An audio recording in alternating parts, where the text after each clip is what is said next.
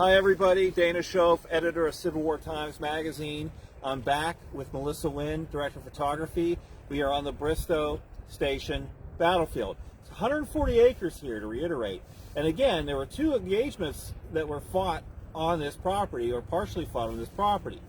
We talked about the 1863 engagement first, October 1863, and we were on the high ground to my right rear there is where that Confederate artillery battalion was posted. We've walked down the hill, the incline, across this large field. We are now right next to the historic line of the Orange and Alexandria Railroad, which is to my left. And you can see very clearly that line of cedar trees. The railroad cut is just on the other side of those trees. A train just went through here. So it's pretty cool because that runs exactly where the O&A ran, which came into business around 1855. I had forgotten to mention that earlier. So we're going to talk about the August 27th, 1862 fight that took place here during the Second Manassas campaign. The battle's oriented differently than the 63 fight. In 1862, you're looking at the position, basically I'm in a position oriented as a Confederate soldier. Behind me is Manassas Junction, which Stonewall Jackson's men had seized, as you know, in that campaign when he made the flank march. The Confederates in possession of Manassas Junction. They marched down here and also occupied Bristoe Station, which is where we're located. Major General John Pope ordered Major General Joseph Hooker to come up here with a portion of the Army of the Potomac to push the Confederates out of Bristoe Station. So the Federals are going to be marching sort of along the railroad toward me to accomplish that. Kevin, come on in here. Our friend Kevin Pawlak from the Prince William County Parks and Recreation Department, and he is the site manager here at the battlefield. He's going to tell us a little bit about the fight, which is known as the Battle of Kettle Run, which is a small run a couple miles that way, right? Yeah, so the battle really starts the morning of August 27th, as Dana mentioned, when the Confederates are still here. Jackson is actually pulling back towards Manassas Junction. But Pope finds out the previous evening, even while Jackson's men are wrecking the rail line here at Bristoe Station, Pope finds out that there's some force in his rear. So he sends up a regiment, the 72nd New York, part of the famous Excelsior Brigade, by train, very early in the morning of August 27th to figure out what's up here. Those New Yorkers will get within a few hundred yards of the station, so probably about the area that we're in now, when they realize the Confederate force here is very strong. So they pull back towards Kettle Run. They telegraph back to Pope saying that there's a large force of Confederates here at Bristoe Station. And so Pope, as you mentioned, sends Hooker's division, about 7,000 men, up this way. Now, the weather that day was very different than what it is today. It was about 90 degrees. It was an incredibly hot march for Hooker's men. Hooker's men had just marched off the peninsula. They'd gotten on boats, marched to Alexandria. Literally the day before, they were put on trains in Alexandria, driven all the way down to Warrenton Junction, and then the next morning they're told to turn right back around and come up the rail line here. One soldier remarked it was so hot that his shirt was so wet as if he just marched through a rainstorm from all the heat here. So men were falling out by the wayside on the side of the road. But eventually Hooker's division is going to get here at about 2:30 in the afternoon of August 27th. And he's going to face a few Louisiana regiments, all sort of under the command of Richard Ewell, who was a local here. He was raised locally in Prince William County, just a few miles down the road. And so the Federals are going to move out into this open field, basically from the camera's left to our right. Those Louisiana regiments were positioned in the tree line that you can see here behind me, backed up by several batteries of artillery. And as the 1st Federal Brigade comes into the field, they're going to get chopped up and eaten up pretty badly by the Confederate infantry and the artillery. And so the 2nd Brigade of Hooker's division is going to come into the action, and this is the famous Excelsior Brigade. 5 New York regiments, originally commanded and raised by Daniel Sickles. Sickles was not here, however. He was back in New York recruiting because the brigade had been beaten up so badly on the peninsula. But the Excelsior Brigade is going to move forward in 2 lines. And the first three regiments will move straight towards that tree line, again, that you see in the distance where the Louisianans were posted. As soon as they reach that position, the brigade commander, Nelson Taylor, noticed another Confederate formation across the railroad that was moving into a position from which it could enfilade Taylor's entire line. And so Taylor brings his other 2 regiments up here to this high ground. There's some very close quarters action here along the railroad. In fact, the 60th Georgia, that Confederate regiment, will briefly lose its flag before it recaptures it and retreats back towards Bristoe. They're just on the other side of the railroad, right? Correct, yes. Yep. So yeah, very close quarters action between the 2 sides. I mean, less than 100 yards probably. And there are some accounts, as more Federal regiments move up the railroad, that there is probably some hand-to-hand fighting. Just a small little bit that goes on along the railroad itself with the 60th Georgia. So the Federals feel pretty good after this, right? They kind of exalt that they've defeated some of Jackson's guys. Is that true?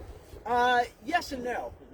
Jackson's orders to Ewell were to basically not become engaged directly with the enemy. So Ewell starts pulling back towards Manassas Junction in the mid-afternoon. Shortly after that, John Pope himself arrives here at Bristoe Station. He sees what he wants to see, which is his army is driving Jackson.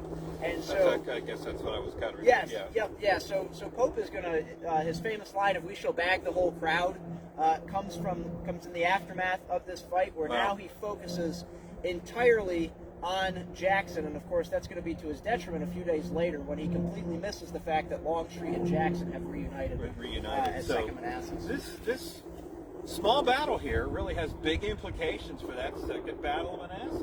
Yes, yeah, absolutely. Because Pope thinks that, hey, we got it going on, we got Jackson trapped, we've already defeated a portion of his force, let's press on, and he totally loses sight of Longstreet's wing, which is out marching. It's going to come into play at that engagement.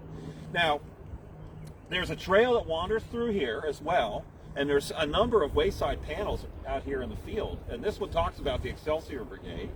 And the great thing about this battlefield too, go ahead, Melissa, it's been around there. This has helped, this battlefield is sort of, it's great that it's saved because there's development all around us. It doesn't mar the experience you're going to have here because there's so much has been saved. But, I'm fortunate to see that this land is preserved through Prince William County and partners like the American Battlefield Trust, and I don't want to leave anyone out that's helped as well. Yeah, I think that's okay. Yeah. So, it's a cool place, and it's very much worth a visit. And you get to see how this piece of property really influenced 2 campaigns: the Second Manassas campaign and the fall campaign, the Bristoe Station campaign after Gettysburg. Interesting insights you can glean from looking at both those engagements. So I think does that kind of wrap it up for us here, or do you have anything else you'd like to say about this?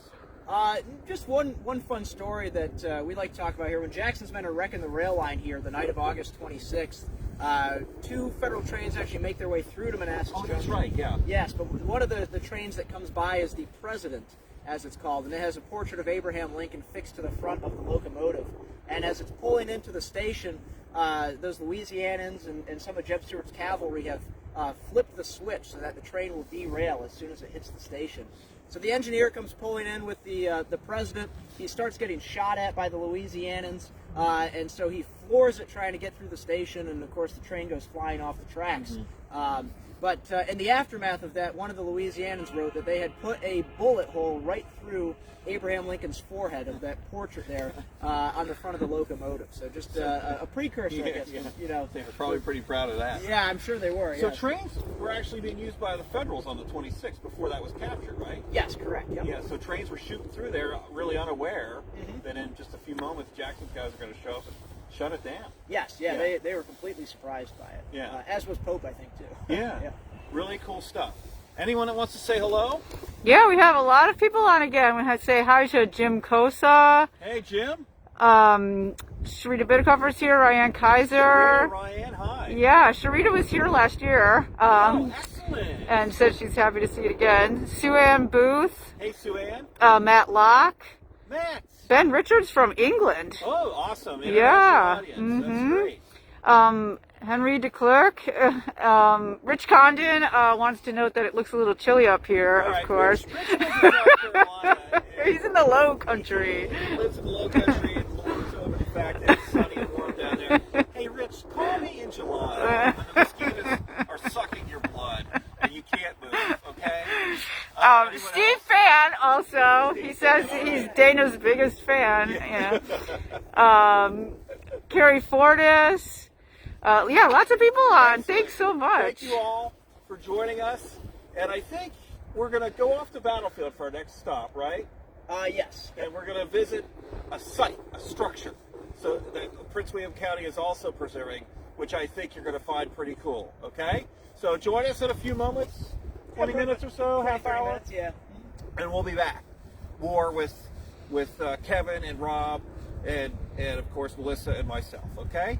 So for now, this is Dana Shoaf and Melissa Wynn, Civil War Times Magazine, signing off with Kevin Pawlak and Rob Orrison, who's walking around behind there for the Bristoe Station battlefield. We'll see you soon.